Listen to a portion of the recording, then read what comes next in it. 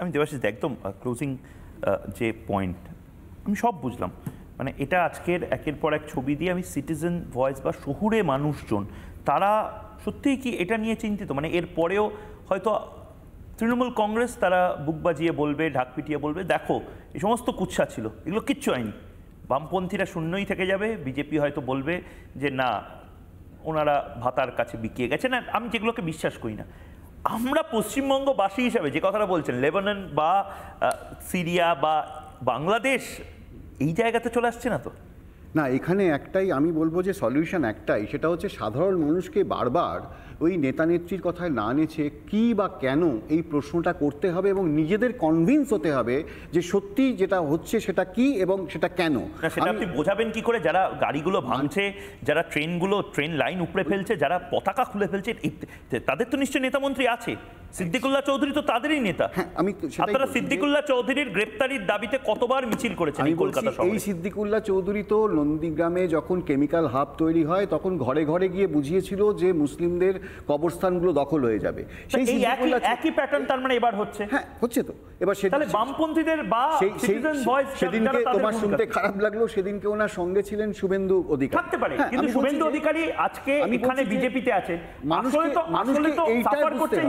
মানুষকে এটাই বুঝতে হবে যে কেমিক্যাল হাবটা তো তৈরি হলো না, তাহলে কি হলো, কার ক্ষতি হলো? মানে আমি বলছি আজকে ওয়েস্ট বেঙ্গলে মাত্র 9% ওয়াক অফ সম্পত্তি আছে, বাকি 91% যেখানে এখানে আছে সেখানে তো এই সমস্যা হচ্ছে না। তাহলে এখানে হঠাৎ করে এই সমস্যাটা হচ্ছে কেন? বা তুমি তোমার মতো একজন ন্যাশনাল পার্সনকে বারবার আমি হিন্দু, সনাতনী হিন্দু বলতে হচ্ছে কেন?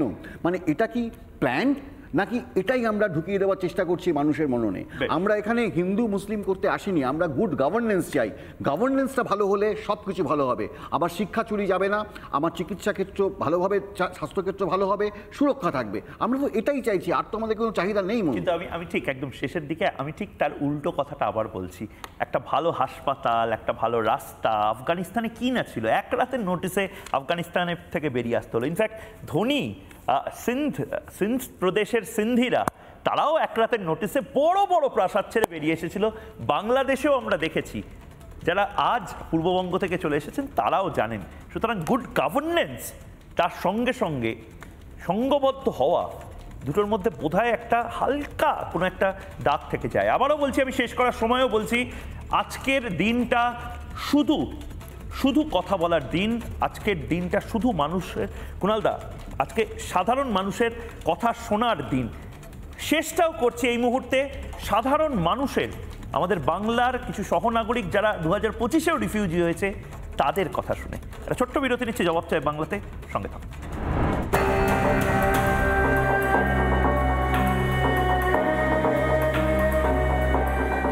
আমরা পালিয়ে এসেছি।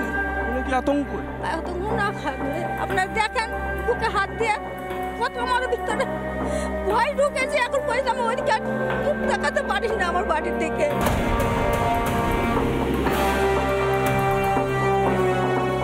হ্যাঁ, যাকে মেরেছে তার ঘরে আগুন লাগিয়ে দিয়েছে, ঠিক করে সাদা উঠে ফেলে দিল,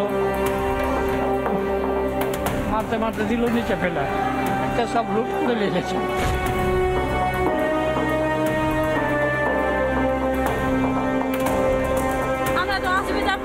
তার জন্য আমাদের সাথে দেখা করতে আসে, বাইরের লোকের সাথে কথা বলতে দেবে না। একজন কেউ যদি বেরিয়ে আসে বেরোতে দিচ্ছে না, আমাদের বাইরে যেতে দিচ্ছে না। আপনারা কি করেছেন? আমরা কি করেছি? আমরা মার্ডার করে আসছি,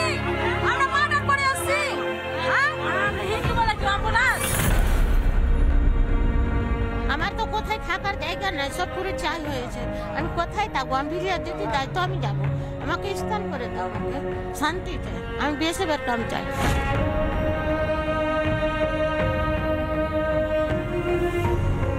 আমি বেদবো না, বেদবো না, তো সব পুড়িয়ে দিয়েছে। আমাদের বাড়ি ঘর কিছু না। কিসের জন্য পুড়িয়ে দিল?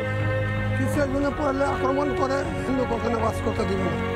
হিন্দুদের বাস করতে দেবে না কেন? আপনারা কি পাকিস্তানে থাকেন নাকি? আমরা পাকিস্তানে কি হবো? আমরা এখন ওইটাই পাকিস্তান। সব বেদবোনা গ্রাম থেকে? তো এখানে পুরো যে পুড়িয়ে দিয়েছে, আপনারা যাবেন কোথায়? তো রিফিউজি হয়ে এরকম ভাবে থাকবেন? আমরা রিফিউজি হয়ে গেছি স্যার। রিফিউজি কেন হয়েছেন? আপনি কি পাকিস্তান না বাংলাদেশে যেতেন? আমরা পাকিস্তানি হয়ে গেছি। নানা ধরনের কন্টেন্ট দেখার জন্য লাইক করুন, শেয়ার করুন আমাদের ফেসবুক পেজ, সাবস্ক্রাইব করুন আমাদের ইউটিউব চ্যানেল। পাশাপাশি অন্যান্য ব্রেকিং নিউজের জন্য অবশ্যই চোখ রাখুন রিপাবলিক বাংলায়।